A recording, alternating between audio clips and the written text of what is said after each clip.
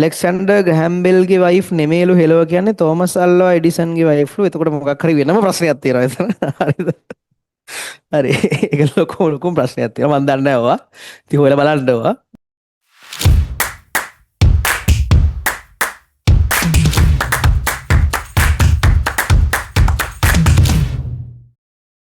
ඕකේ.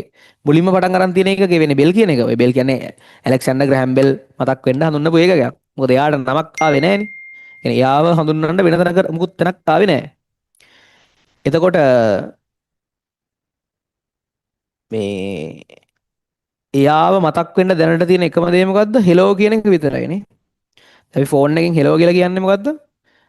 Phone එකෙන් hello කියලා කියන්නේ අපි හැමදාම පටන් ගන්නදී හෙලෝ කියලා කියන්නේ ඇලෙක්සැන්ඩර් ග්‍රැහම් බෙල් මුල්ම කෝල් එක අරන් තියෙන්නේ එයාගේ වයිෆ්ටලු. එයා වයිෆ්ගේ නම හෙලෝ ලූ කියලා තියෙනවා. හැබැයි ඉන්ටර්නෙට් එකේ සර්ච් කරාම හෙලෝ කියලා නෙවෙයි ඉන්නේ. මොකක් හරි වෙන සීන් එකක් තියලා තියෙනවා. හරිද? ඊට පස්සේ කොහොම හරි ලූ කොහොම හරි ඒ නිසා එයා කලින්ම හෙලෝ කියපු හින්දා අපිත් හෙලෝ කියනවා කියලා කියනවනේ. එතකොට මම හරි කතන්දරයක් ඇති. පරණ කතන්දර අපි අවසන් ඕනේ නැහැ. එතකොට මේ එයාගේ නමට මොකුත් සම්බන්ධයක්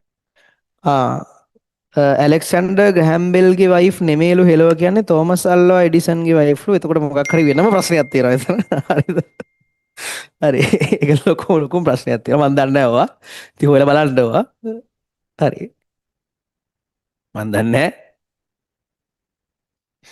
ඊළඟට අපිට ඔය දැන් වැඩක්ම නැහැ. නේද? ඊළඟට දැන් කොහොම හරි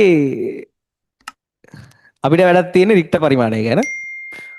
ඔය ඉතින් කට කතාව වැඩක් නෑ අපිට. දැන්